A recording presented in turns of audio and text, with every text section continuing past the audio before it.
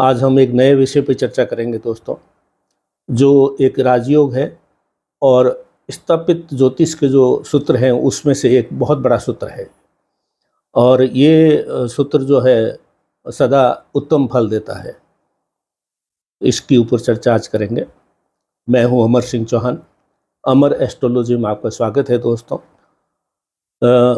मैं जो चर्चा करना चाह रहा हूं आज वो है, उसका वीडियो का जो विषय है उसका शीर्षक है गगनचुंबी कीर्ति। आसमान छूती हुई कीर्ति, गगन को चूमने वाली कीर्ति के बारे में आज चर्चा करेंगे दोस्तों। ये बहुत सी कुंडलियों में हम देखते हैं कि ये सदा प्रमाणित होता है, बशर्ते कि कोई अशुभ ग्रह इसमें पीड़ा नहीं दे। तो ये सूत्र ये बोलता है कि अगर जातक की कुंडली के 10वें भाव में सूर्य हो, 10वां भाव का सूर्य सदा बहुत ही उत्तम फल देता है। और विशेषकर तब देता है जब युवा अवस्था में, मध्य आयु में कीर्ति का ग्राफ बहुत ऊपर ले जाता है। तो 10वें घर में सूर्य, 11वें घर में भी सूर्य बहुत अच्छा माना गया है। 10वां और 11वां घर सूर्य का सर्वोत्तम घर होता है। तो 10वें घर में सूर्य हो और उसके साथ में केतु बैठा हो। जैसे कि विदित है कि केतु जो है जिस ग्रह के और जिस भाव में बैठता है उसको उसकी बढ़ोतरी करता है। तो सूर्य यहाँ पे बैठा है तो वो बहुत ही उच्च अवस्था में है, मतलब अच्छी उसका जो प्रभाव रहेगा। तो केतु उसको और प्रभाव को बढ़ाएगा, जबकि राहु घटाता है लेकिन केतु प्रभाव को बढ़ाता है। तो सूर्य के साथ में 10वें घर में अगर केतु हो तो ये योग बनता है दोस्तों। और जैसे कि हम जानते हैं सूर्य जगत की आत्मा है। सूर्य, सभी आत्माएं सूर्य से ही निकली हुई है और पूरे विश्व की जगत की आत्मा सूर्य है। और उसका 10वें घर में होना तथा केतु जो है वो ध्वजा कहलाता है। जो झंडा होता है मंदिर के ऊपर, ध्वजा जो होती है वो ध्वजा केतु होता है। तो अगर सूर्य जो आत्मा है वो हमारी भी आत्मा है, जगत की भी आत्मा है, तो वो सूर्य रूपी मंदिर के ऊपर केतु रूपी जो ध्वजा है वो ध्वजा फड़फड़ाती है, तो उस आदमी की कीर्ति, यानी सूर्य के द्वारा प्राप्त जो कीर्ति है उसको ध्वजा पूरे विश्व में, पूरी दुनिया में, पूरे समाज में उसकी कीर्ति को फैलाता है, विस्तारित करता है।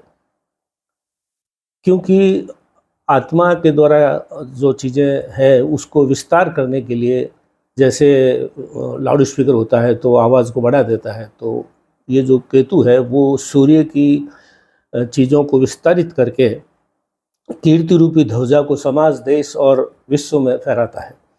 अब निर्भर इस पे करता है कि सूर्य कितना बली है और केतु कितना बली है, उस पर निर्भर करेगा। सूर्य कम बली है, केतु कम बली है, ज़्यादा है, तो उसी अनुसार आपको फल प्राप्त होंगे। अब जैसे कि हम जानते हैं सूर्य 10वें घर में होता है तो निश्चित तौर पे वो आदमी उच्च पद प्राप्त करता है।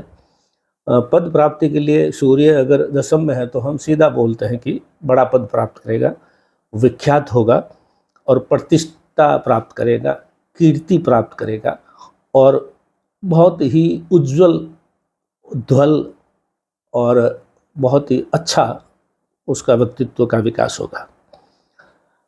और केतु जो है उसको और बढ़ाएगा, फैलाएगा, विस्तार देगा पूरे समाज में, देश में। ये जो है केतु और सूर्य का जो है रूप हो गया। अब इसमें अगर दो त्रुटि आ गई तो उसके फल बदल जाएंगे दोस्तों। अगर सूर्य केतु यहाँ बैठा है, उसके साथ में शनि अगर आ गया तो दिक्कत हो जाएगी, क्योंकि शनि जो है यहाँ से बैठ करके 10वें दृष्टि से 7वें भाव को देखेगा। और 7वें भाव का सुख भाव जो है 10वां भाव होता है। 7 से नहीं, 7, 8, 9, 10 किसी भाव का सुख देखना है तो उसके चौथे घर में जाके देखिए। तो 7वें भाव का सुख जो है चौथे घर में जाएंगे तो वो 10वां भाव आता है। यहाँ अगर शनि बैठा है फिर सूर्य बैठा है तो शनि सूर्य संघर्ष योग हो जाएगा। तो अगर सूर्य केतु और है तो ठीक है, लेकिन शनि अगर बैठा है तो वो विवाह सुख को भी कमज़ोर करेगा और विवाह के सुख को भी कमज़ोर करेगा। और इसी तरीके से 10वें भाव में अगर मंगल है तो मंगल की 8वीं दृष्टि पंचम भाव में पड़ती है। 10वें भाव में बैठे हुए मंगल की दृष्टि 8वें भाव में पड़ती है। तो 8वां भाव कौन हुआ? 5वां भाव। अगर आप 10 से गिनेंगे तो 8 नंबर आएगा, वो पंचम भाव पे मंगल की 8वीं दृष्टि होगी, जिससे संतान के लिए दिक्कत पैदा करेगा। संतान में देरी हो सकती है, संतान सुख में कमी हो सकती है, संतान नहीं हो सकती है। तो सूर्य और केतु अगर यहाँ है तो सर्वोच्च चीज़ें मिलेगी, लेकिन शनि है तो विवाह सुख में कमी करेगा। और मंगल अगर यहाँ पे साथ में बैठ गया है तो संतान में जो है दिक्कत पैदा करेगा, और क्योंकि पंचमस्थ दृष्टि होगी उसकी, ये वेद है। लेकिन मूल सूत्र जिसकी हमने आज चर्चा की है कि गगन चुंबी कीर्ति, गगन को चूमने वाली कीर्ति, 10वीं में सूर्य हो बलवान हो, केतु हो बलवान हो, अगर ये 2 ही ग्रह 10वीं में बैठे हैं तो आप देख लीजिए कि आदमी की पद प्रतिष्ठा वैभव विख्यात और उसका जो नाम है वो केतु के माध्यम से, झंडे के माध्यम से पूरे जो है उसका जो भी क्षेत्र है, कार्य क्षेत्र है, समाज है, उसमें इतना फैलेगा कि जो है बहुत बड़ा उसका नाम हो जाएगा। तो आज सूत्र छोटा सा है लेकिन बहुत महत्वपूर्ण सूत्र है। अक्सर हम इस चीज़ को देखते हैं।